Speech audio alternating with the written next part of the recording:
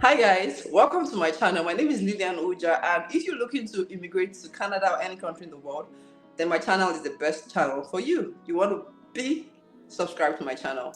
So today we're going to be taking you on a ride. Just stay tuned. Today we're going to talk about cost of living in both the UK and Canada. So today is just a different kind of video, guys. So you want to Yeah. watch through to the very end. And I have someone special here. Her name is Oge. She's a YouTuber based in the UK, and she's going to be giving her perspective about life in the UK, cost of living in the UK, and I'll be sharing on mine based on Canada. So if you're someone who has been considering whether it's the UK or the Canada for you, you want to watch this video to the very end because you're going to be getting the information firsthand. Let's talk about the healthcare system in both countries. The healthcare in the UK is not bad. At least from my experience, it's not bad at all. In several occasions, I've called them for them to attend to my children, and I was able to get the attention that I needed as fast as possible. So most times, just like I say, it depends on where someone is living. If the area you're living is crowded, most times you end up not getting appointments as soon as you want. The UK generally has a good healthcare system. They are doing well and it's free. Um, like if you're working in the healthcare sector and you're an immigrant, they don't pay health surcharge. The people that are not in healthcare sector, they pay for health surcharge. But you can't compare what people are paying in healthcare surcharge to what you will gain out of the healthcare sector if anything happens. How much do they pay And for such as they're planning to increase it by January to 1,000 pounds plus. per person? Recently, yes, for 1 year. For 1 year. Wow, Seriously, it's expensive. it's It's a lot. expensive. Right now, it's still Hmm. 600 and it's expensive. If you get your indefinite leave to remain, which you people call PR as well. If you get it, or if you're a citizen, you don't pay anything when it comes to healthcare. So the immigrants make most of these payments, Hmm. and then our tax takes care of the rest. Hmm. So far so good. They have been doing well, I must say, and they keep trying to reform the system. Hmm.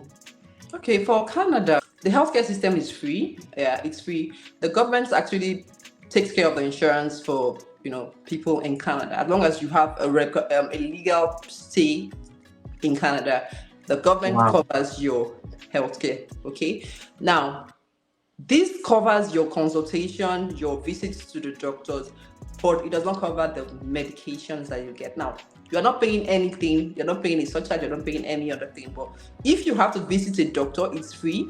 If you have to consult with a doctor, it is free. But if they prescribe a medication for you, now if you're going to run a test, it's also free. So after the test is done and they need to prescribe a medication for you, you have to pay for your medication. Usually it's not a lot. So that's the only part that I found, when I came, I thought they said it's free. Why do I have to still pay for medication? It's same, However, it's same in the UK. You pay for oh, okay, medication. really? Yes. So, however, if you have a job, a good job, not even a good job, most jobs, like the one I would do, I won't consider my job a very good job, but my job is okay. I'll consider it okay, like medium. I'm in the average, right? I'm not in the tech, I'm not in the medical field, but I'm in the middle, right? Mhm. Even with my job, I have my insurance is covered. I have an insurance. My husband is in the tech, right? So he has an extensive insurance coverage. So for anything we do not pay. Even if it has to Good. do with surgery, we do not pay. It's covered fully by the medications, any kind of thing I do.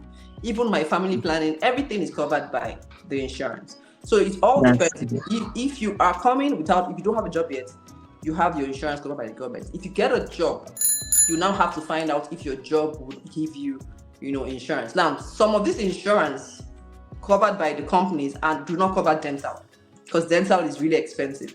But some Wow. companies cover dental. My husband's company covers insurance covers dental. So most companies will not cover dental. So all of these things are things you need to find out from your employer when you get employed.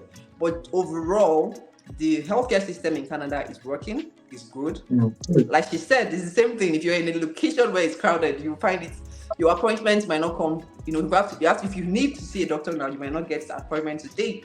But if you're in a less Exactly. busy location, you Mm-hmm. call in and you ask to come in when you need to come. So Exactly. that is the same thing everywhere, I think. What's the community life in the UK like? I know that I already know what it is, but I want to hear from you. What is the community life in the UK like?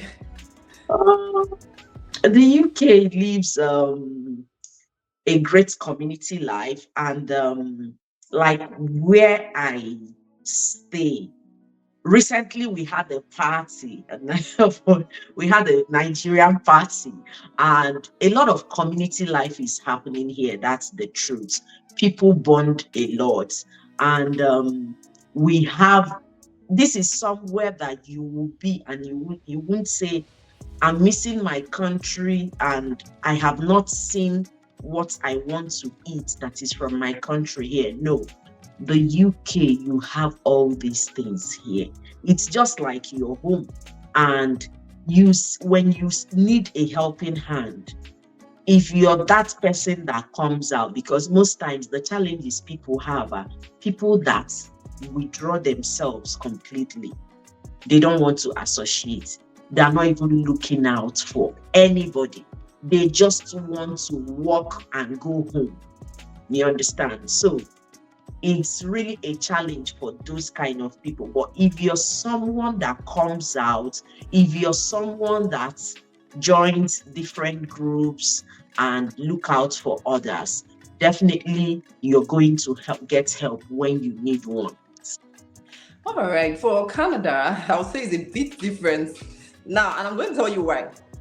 Now, Canada is really big, big, massive. Now, if you need to get to a different province, right? Not in your province, you want to travel within Canada, we want to go to see someone in a different province. You might spend as much as $400-500 to just for flights. That's aside your airport and ride and all of those things you do within the city. So Wow. Canada is big. Now I live in Alberta, and we needed to go visit see someone in the same Alberta, and we drove for 3 hours. What? Yes, I'm just trying to tell you how big. So because of the large expanse of land, people are located in different parts of Canada. So you might be in the same province, but guy, you won't see yourself in 1 year because of the distance. When you think of how much fuel you have to fill your car to drive to see someone, you take a chill pill, you relax, you won't go. So I would say in Canada, you need to be more intentional to keep friends. You need to Yeah. be intentional because when you start looking at all of these costs, it might not allow you to do some of this socializing. So if you want to socialize, you guys need to plan. You need to be intentional. You need to think about it. Now, a lot of people here want to walk because of that thing, because they don't have a lot of time to socialize, so they just use that time to work, and because they Yes. work, they hardly find time to socialize. So if you want to come here, I would say you should join local assembly. If you're a Christian, you're a Muslim, you want to Mm-hmm. join a local assembly, you want to serve in that local assembly. So if you're someone who goes to church, you want to join a department, you want to be committed. That is one way to start making friends, and then from there you begin to build a community. Like you said, in that community there are a lot of get-togethers, gatherings, Christmas parties here Exactly. and there. It would happen, but it will not happen if you don't come out and mix up. If you sit That's in it. because in your building you can be living with a lot of Nigerians, but you will not even know any Know of them them. because you don't That's even see it. them. So you have to be very intentional. So I would say the community life here is a bit different from the UK. In the UK, Nigerians are everywhere. You can see them. You're walking on the street, you're seeing them. But here, you might depend on where you are. You might not see Mhm. a lot of blacks. I went to a Walmart in Edmonton, which is in Alberta, one time, and I went to that Walmart and I didn't see a black. I spent almost an hour. I didn't see a black. It was my first time not seeing that. And blacks, there are a lot of blacks here. And I was telling my husband, how can I come to Walmart and not see a black? It has not happened to me in Calgary. Why am I? But it happens because people are spread across, and the Yes. land is so big. So Canada is it can get a bit boring. Not for me. It depends on who you are. For me, I even tell myself that 24 hours Exactly. is not enough because by the time I finish dealing Exactly. with my children, dealing with my work, I don't even have time to say I'm bored. I'm not bored. I'm never a bored person. But there's some people that Mm. are social butterflies back from where they're coming from. So when they come here, especially single people, they find it difficult to adjust. But I'll tell you, if you're able to join groups, networking groups, volunteer groups, those are the places you can meet people, create great relationships, and start having this community life. That's what I would say. Yeah, just like you said, even the UK can be boring to a lot of people. Some people are just busy working and they don't want to socialize. Mm-hmm. Just like you said, we need to be intentional about these things for it to happen. And even though visiting people in different locations is not as expensive as you just said it is in Canada, Mm. but you can see some siblings that are living in different parts of the United Kingdom and they've not seen themselves for 1 year or more. So Mm. before you can achieve these things, you need to be intentional about them. Mm-hmm. That's just it. You need Mm. to be intentional. Let's talk about one more thing. Okay. And every immigrant who relocates from their home country, one of the reasons why they do is because not because they want to leave their home country, it's just for one thing, which is, having a second, citizenship. That's actually the goal of everyone who has left their home country to relocate to a Yeah. Western country. So let's talk Mhm. about this. This is the final one. How is it Okay. for the UK to getting to become a citizen of the UK? What do you think is the very fast lesson? Let's just hint on it and then we'll wrap up. Okay, for the UK, it's all dependent on the route you came in with. If you came in as a student, um, if you just did your, let's say, your masters and then straight into your post study work visa, it might take you, generally as a student, it might take you 10 years for you to get your indefinite leave to remain. But if as a student at any point you switch from being a student to a skilled worker, from that moment you switched from being a student to a skilled worker, it will take you 5 years to get your indefinite leave to remain and then one extra year to get your citizenship. But if you came in as a skilled worker, it will take you 5 years to get your indefinite leave to remain and then one extra year to become a citizen. Okay. But there are still some visa category that might take you 3 years for you to get the indefinite leave to remain, like the global talent visa. The global talent visa, there are two options. If you merit the one of 3 years, you will get the one of 3 years. And if you merit the one of 5 years, they will give you the one of 5 years. That will take you to the indefinite leave to remain. And then one extra year for you to become a British citizen. Okay, fair enough. For Canada, if you come in directly as a permanent resident, because you can actually apply Yes. directly to be a permanent resident from your home country. So if you're coming in as a PR, it just takes you 3 years of remaining in Canada to become a citizen. So that's actually the fastest of everything. If you come in Yeah. as a student, now depending on the course of study, if you come in as a student and you do a 1 year course, you are eligible to get a 1 year postgraduate work permit. So once you are done with school and you're able to get your postgraduate work permit, you can apply for permanent residence, right?